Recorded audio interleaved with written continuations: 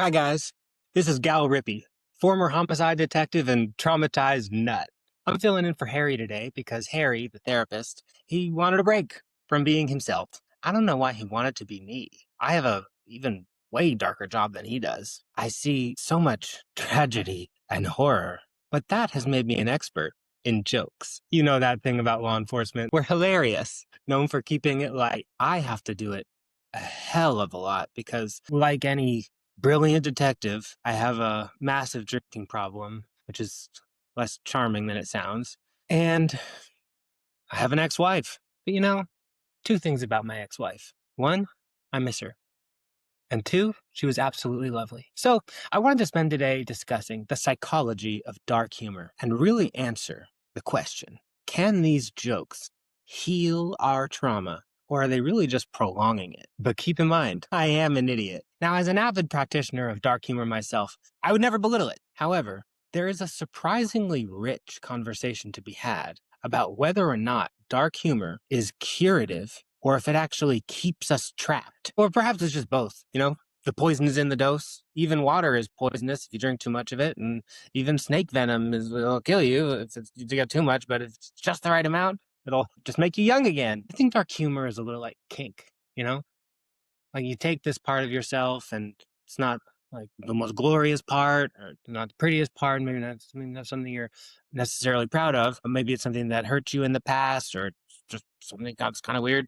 And then you transform it into something that gives you pleasure. And at the same time, it's morally confusing to outsiders. And if you do it in the wrong room in front of the wrong people, then they're going to respond the way that they probably should respond, which is to say, Detective Rippey, give me your badge and gun. To understand whether or not dark humor can cure, we really need to understand the disease. So let's understand, how does trauma live on like rowdy inmates in the jail of our bodies? Real aftermath of trauma is avoidance. This is the classic thing about trauma. It gives us triggers. And so we constantly want to avoid those triggers that are real things that we encounter in real life. Like me, I can't be around women. It isn't just triggers we want to avoid, because there are all these more subtle downstream effects that come from this avoidance. These are adaptations that we make. And these adaptations we call schemas. And the core purpose of a schema is to help us avoid feelings of shame and fear which result from the trauma. Schemas are basically like an operating system that we install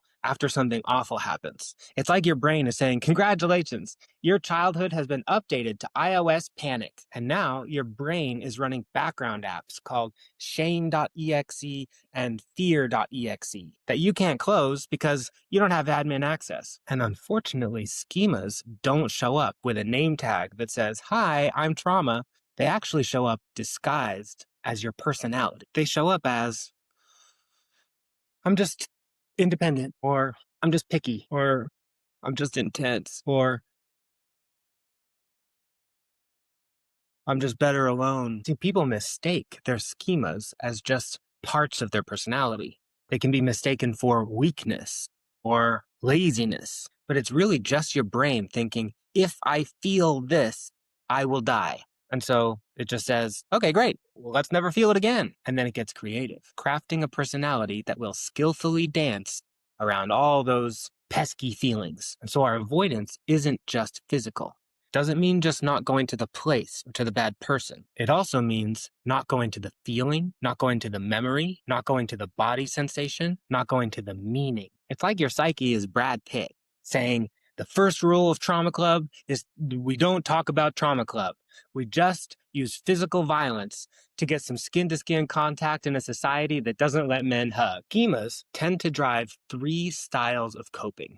The first is classical avoidance. If I don't look at it, it isn't there. There's also surrender. This is who I am, and this is all I'll ever get. Or 3, overcompensation. I will become the opposite of what hurt me, and I will become it at any cost, even aggressively. And of course, people don't always just pick one. We rotate. It's like trauma is a buffet, and we're all disgusting. And what's missing from the buffet is a secret 4th option. That 4th option being an acceptance that this thing that hurt me, but it's also over, and I am okay now. And there's a really good chance that it won't happen again, so I can still take risks. This is the only option that protects your agency. Because all the other options, though they try so hard to reject the trauma, they're still defined by it. So let me give you some example. Let's meet some classic schemas.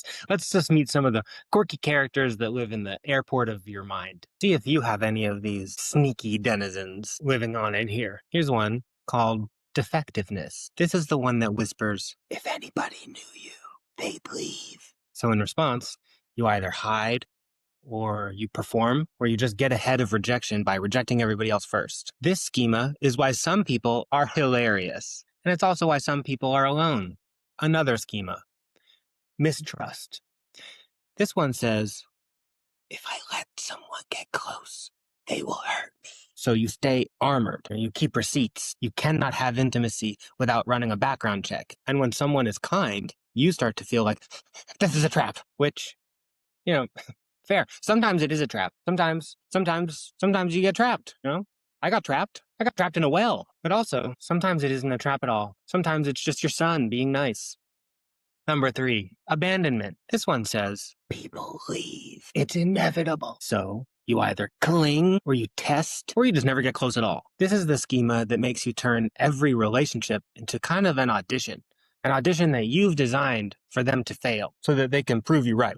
It's like you're God in the Garden of Eden. And you make man and woman, and you put them right next to the tree, and you say, "Don't eat that tree," but they will eat the tree. And then when they do it, you still get mad, and you're like, "God, who hurt you, you goose?" Number 4, emotional deprivation. This one says, "No one will ever show up for me." So you stop asking, you stop needing, you become low maintenance, you become fine. You're always fine. You don't need anybody.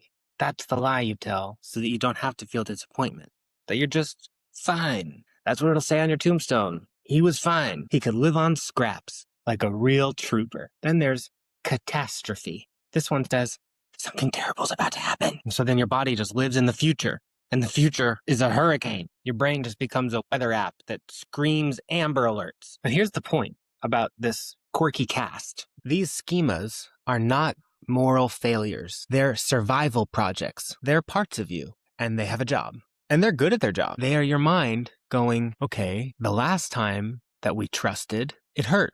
The last time we needed, it hurt. The last time we relaxed, it hurt. And so now we're going to do literally anything else. And that anything else can look like perfectionism, cynicism, people-pleasing, isolating, controlling everything, addiction, rage, and the subject of today's lecture, being the funny one. Being the funny one. It's a great job.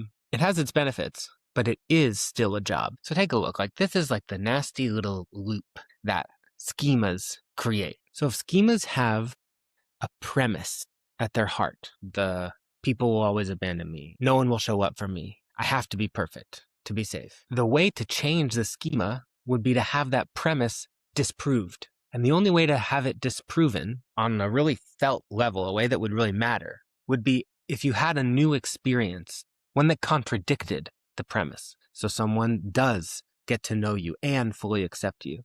Someone does start showing up for you. The tricky loop is that the schema creates behaviors that stop that experience from ever happening. Or even if it did happen, like accidentally, it wouldn't let it sink in. So for instance, if your schema is people will always abandon me, so then you never let anyone get close, you never have to get your schema tested. It stays right. If your schema is I'm just defective and no one will ever love me, so then you keep everyone at a safe emotional distance, well then, yeah, no one ever truly accepts you. This is the trap of avoidance. So if avoidance is really the disease, what's the treatment? Treatment is safe contact with the memory, safe contact with internal states, with feelings, safe contact with the body, safe contact with another person, contact that doesn't drown you, that when you feel it, it doesn't overwhelm you, it doesn't cause your nervous system to shut down. Because if you can experience contact with the material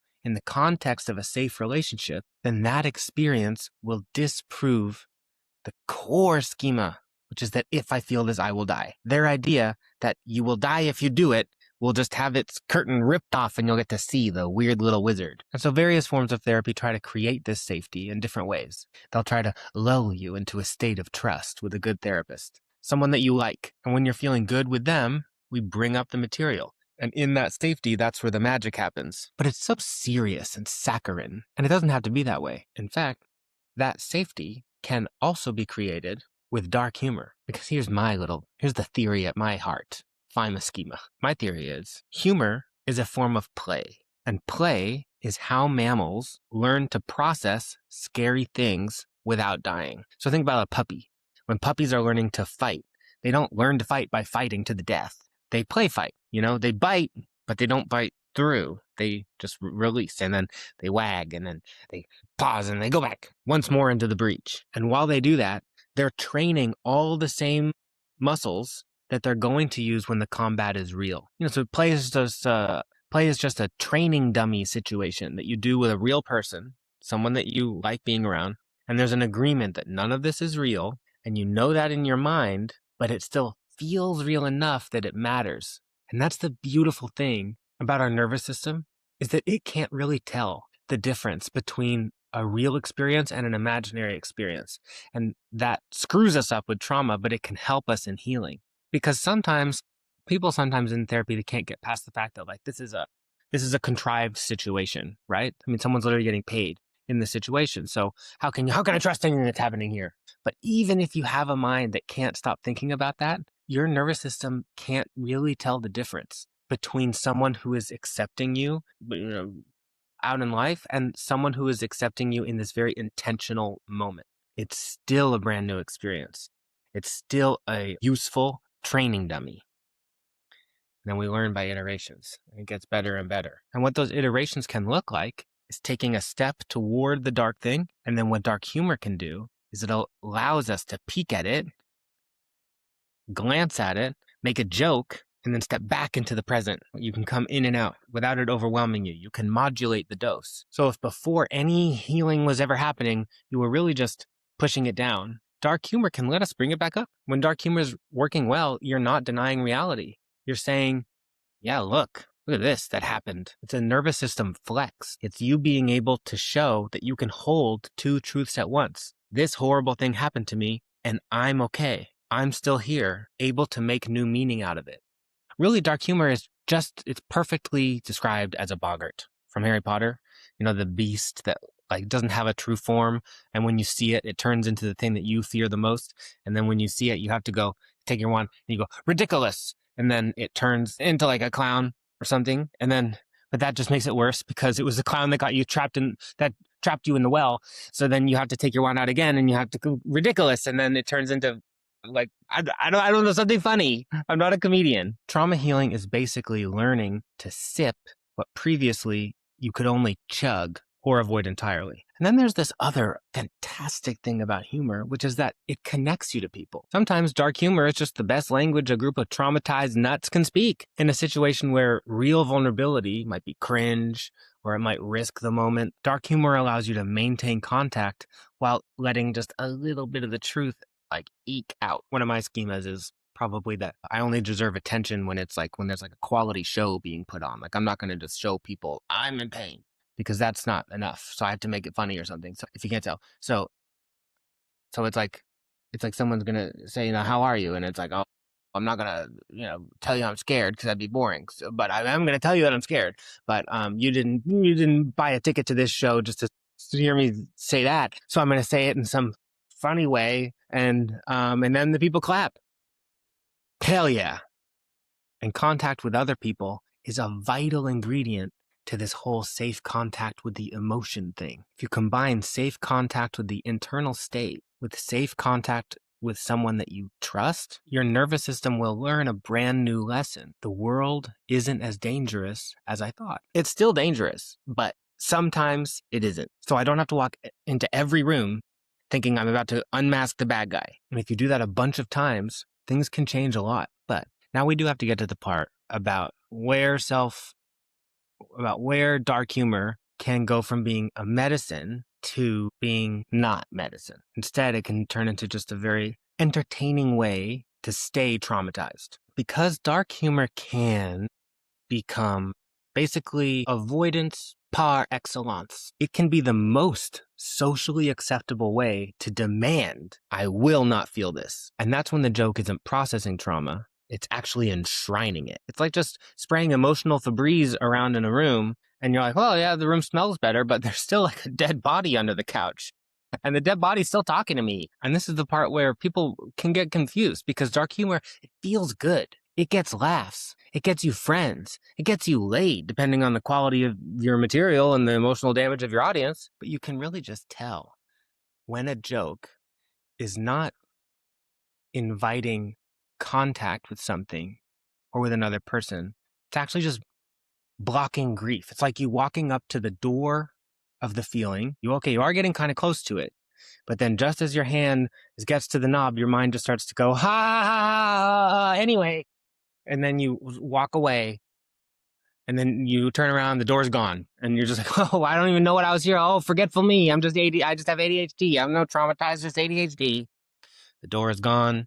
Your head's in the clouds, and then you wake up 3 years later in an apartment filled with nothing but coping mechanisms. You cope so much and you avoid so much that you almost never cry. And we can easily mistake not crying for having healed. But no, babe, you're just the Usain Bolt of running away from your feelings. And that makes sense because trauma taught you that those feelings were dangerous. So you swapped them. You swapped the feeling for laughter, or for a different feeling like rage, or for intellect, or sex, or tequila, or laughter, or sex, or tequila, or tequila and laughter. And dark humor is just perfect for this because it gives you a little dopamine hit, it gives you social connection, and it gives you plausible deniability all at once. It's a triple threat, just like my wife. God. She was so great. She is so great. I really hope she's doing well. There's also the issue of where dark humor can really become just a form of active self-hatred with applause. Like, ha ha, I'm worthless. And then everybody laughs and your schema goes, you see, I was right. Nobody cares. Nobody cares. So if your jokes reliably make you feel smaller, emptier, dirtier, more ashamed, then that's you just taking the old voice that hurt you and shoving a microphone in its face. And if you grew up around cruelty, then maybe cruelty feels comfortable. And then you just decorate your life with cruelty and you call it comedy. And then, of course, there's just using humor not as a weapon on oneself, but as a weapon on others. As someone interested in the science of play, I was very interested in how play, I said play has this crucial function for all mammals, and it's something all people do, right? But how does it function for different types, like, say, psychopaths and narcissists? Do they play? Because play seems to be like a mutual activity, like what narcissist is going to turn into a dummy for somebody else, right? Well, they do play. It's just that it is non-mutual. It is more aggressive. It does not have concern over the other one's well-being. And I don't mean to say that people who are cruel with their humor are all narcissistic or psychopathic, not at all. But just to say, yes, that land of humor, that land of play does exist, and we can all step foot into it sometimes, where we use our jokes to minimize other people. And then it just being funny becomes a loophole for sadism. And you've seen this. You've probably seen this. You've seen someone say something terribly insensitive, and then the other person flinches, and they just go, what? God, you're so sensitive. What are you, traumatized? Uh-huh. I've done this a bunch, and that's not humor. That's control. And the worst part about this is that you're probably got some trauma you're working on, and doing this is not healing your trauma. You're actually just exporting it. You're letting it evolve and spreading it in the world. So this is the part where I want to come up with just some simple rules for seeing how your humor is either serving you or not in your life. Run this little field test. Okay, so ask yourself just about your humor. Can I stop? If I just try to be sincere for 10 seconds, can I do it? Or do I feel like I'm going to implode? Do I feel more connected afterwards to myself or to other people? Or do I just feel lonelier? Does it widen or shrink my world? Do I have more options, or did I just avoid the feeling again? Is there any repair? If somebody looks hurt, am I able to go up to them and say, hey, I'm sorry, that wasn't for you? Or do I double down and call them weak? And finally, what's underneath the joke? There was a time when I was in 7th grade, this is true, I had a high school history teacher, and I was being an idiot and laughing about some horrible thing in history. And He looked at me and he was like, it's okay that you're laughing, but I think you should ask yourself, if I wasn't laughing, what would I be forced to feel?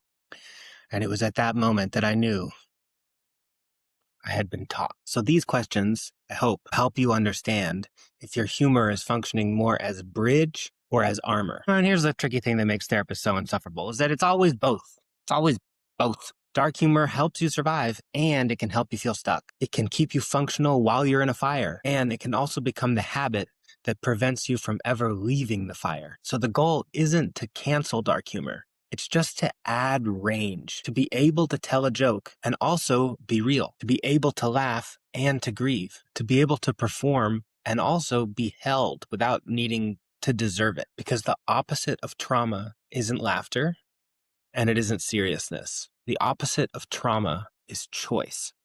People ask all the time, like, what is healing from trauma? What does it actually look like? It looks like this. You remember what happened and it hurts, but the pain doesn't own you. You can tell the truth without your body calling a SWAT team. You can have contact with the memory and you can stay present. And if dark humor helps you do that, beautiful. Make art out of hell. But if dark humor is the only tool you have and it's compulsory and it leaves you feeling more ashamed, then it's not a tool. It's a cage, calling itself a personality or a brand. Anyway, I'm Gal Rippey, former homicide detective and traumatized nut. And if you're using jokes to survive, I respect it. Okay, just gonna de-roll for a second. De-roll.